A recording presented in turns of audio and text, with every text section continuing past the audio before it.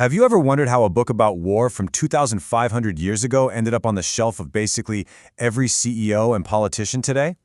Well, we're about to crack open Sun Tzu's The Art of War, a legendary guide to winning any kind of conflict. And trust me, its lessons go way beyond the battlefield. Let's dive in. This quote right here, this is the whole game for Sun Tzu. The ultimate victory isn't about crushing your enemy with brute force. No, it's about being so smart, so strategic, that you've already won before the first punch is even thrown. It's about psychology, intelligence, and making your opponent defeat themselves. So, to really get what he's talking about, you have to hear this one legendary story about Sun Tzu himself. It's intense, and it gets right to the core of his entire philosophy, the absolute terrifying power of discipline. All right, so the story goes that King Hulu of Wu had just read Sun Tzu's book, and he was intrigued but also a little skeptical. So he hits him with this incredible challenge. Okay, smart guy, can your principles really turn anyone into a soldier? How about my 180 concubines? I mean, we're talking about women who had known nothing but a life of total luxury. And Sun Tzu, he doesn't even blink. He accepts, he divides the women into two companies, makes the king's two favorites the commanders, and gives him the simplest orders imaginable. Go forward, turn right, turn left, move back.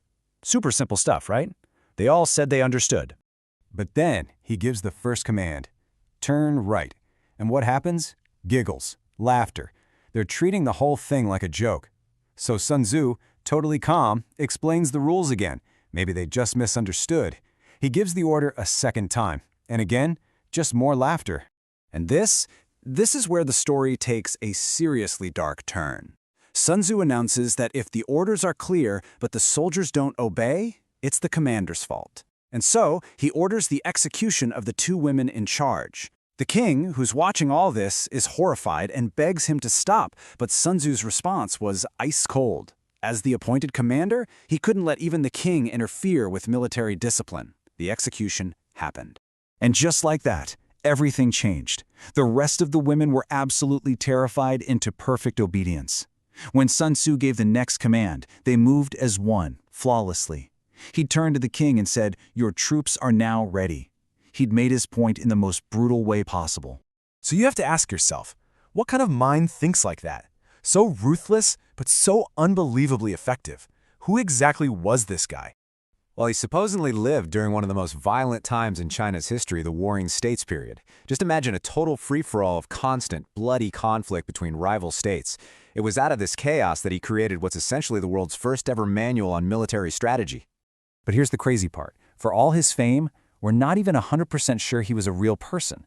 Some historians think Sun Tzu might be a myth, and that the art of war is actually a collection of strategic wisdom from a bunch of different thinkers, all put together over time. A pretty wild historical mystery, right? Real or not, the ideas in that book have literally shaped the course of history. So let's break down some of the core principles that make his philosophy so incredibly powerful, even today. Okay, if you only remember one thing, make it this.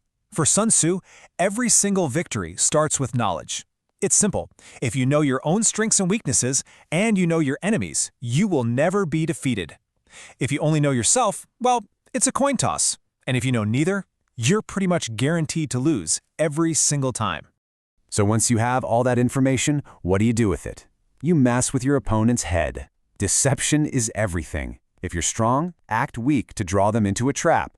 If you're about to attack, make them think you're miles away. The goal is to always keep them guessing, to make them miscalculate, and ultimately to bring about their own doom. And here's something you might not expect. Sun Tzu hated long wars. He thought a drawn-out conflict was the ultimate sign of failure.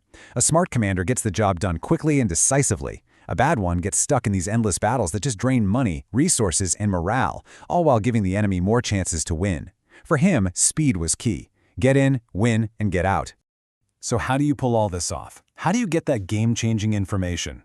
Spies, and not just one kind. He had this whole sophisticated system with 5 different types of agents. You've got your local spies who know the land, inside spies you bribe for secrets, and even enemy spies that you capture and turn into double agents. It's like a masterclass in espionage. Without it, a commander is flying blind. Okay, so this is all fascinating, ancient history, right? Spears and spies. But why on earth is a 2,500-year-old book still required reading at places like Harvard Business School and military academies all over the world?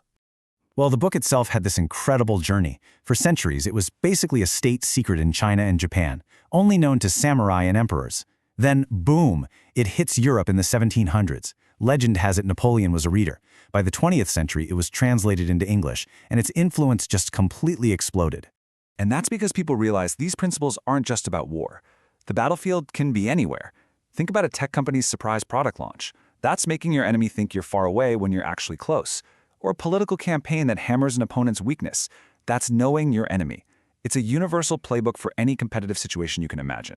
Which really makes you think, doesn't it? When you're negotiating for a raise, competing for a promotion, or even just trying to win an argument, you're using strategy.